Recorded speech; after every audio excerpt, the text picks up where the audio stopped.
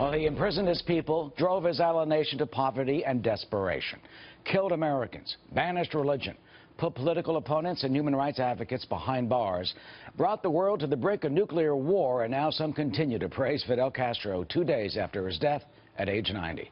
While President Obama restored diplomatic relations with Havana, we are told there may be a change with Donald Trump. Incoming White House Chief of Staff Reince Priebus telling Fox News Sunday this morning that the Castro regime must change. If he doesn't get whatever it is that he wants, would he reverse President Obama's opening to Cuba?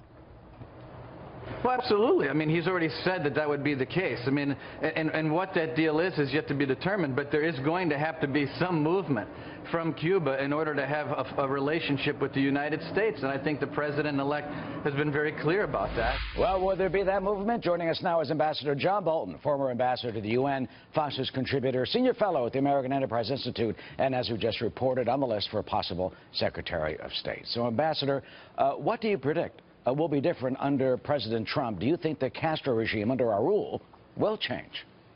Well, no, it won't. I mean, it's fixed in history. I've always believed that when Fidel finally met the actuarial tables, that it would be like a pin popping a balloon, that this iconic figure once dead would remove whatever slim base of revolutionary legitimacy the regime still had.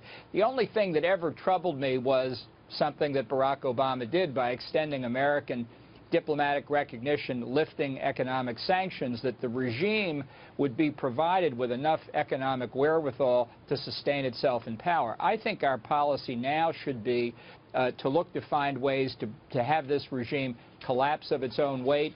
I think that's far and away the most likely course here. Remember Egon Krenz, the last leader of East Germany, when the country dissolved around him? I think Raul Castro could have that distinction in Cuban history. Now, how could that, what do you predict? I mean, how could that possibly happen, that Cuba would go the way of East Germany? I mean, how could the theoretical wall fall when the billions of dollars are going to prop up the military and the businesses that are owned by Castro? Well, that's the great risk, that Obama's lifeline to the Castro brothers regime may be enough to keep them going. I don't think so. I think this is a time now when the Cuban people, who have just waited, let's face it, for a long time, 58 years, for Castro finally to pass from the scene, I think a lot of the feelings that have been repressed, that have only come out in a few demonstrations, a few indications of how they feel, now will surface. This regime is not popular. It has not enhanced the life of the Cuban people, but more importantly for the United States, I think this is a hemisphere-wide opportunity, with Fidel finally dead, to go and make the case that it's time to reject his leftist views of the world.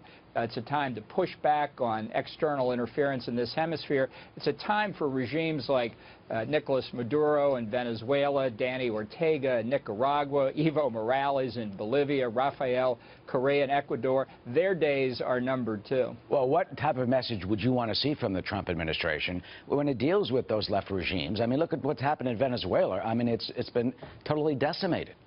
Yeah, well, that's part of the problem, is that under Chavez and now Maduro in Venezuela, the basic civic institutions have been degraded to an extent that's going to make it hard for any successor government to govern.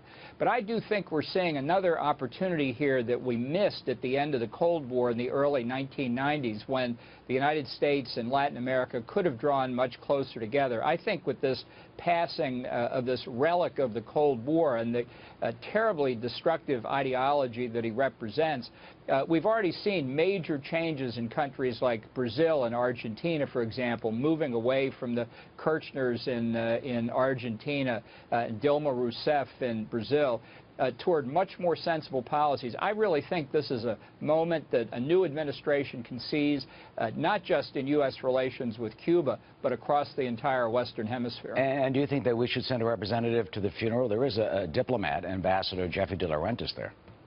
Well, of course, President Obama will decide who goes. I mean, who knows? Maybe the president will decide he wants to go himself. In a real administration, you'd send a low-level functionary from the embassy just to fill the American chair and let it go at that. And finally, last night, Ambassador, I was down on Lexington and 39th Street. I took this photo.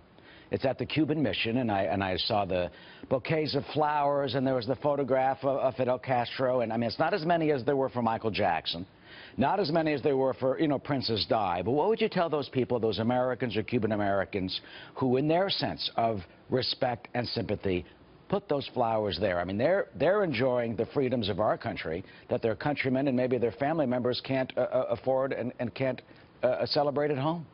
Yeah, sure. It was probably, you know, the political science faculty of Columbia and NYU going down to pay their respects. Look, I think if the real attitude to display is what you've seen in the streets of Miami ever since the news of Fidel Castro's death came out. This is a moment when human liberty can legitimately be celebrated, and we can hope, for the sake of the Cuban people and, frankly, for our own sakes in this hemisphere, that this is a moment of possible change we should seize. It could be a turning point, and perhaps it may continue. Ambassador John Bolton, as always, thank you for your insight today. Thank you, Eric. Of course.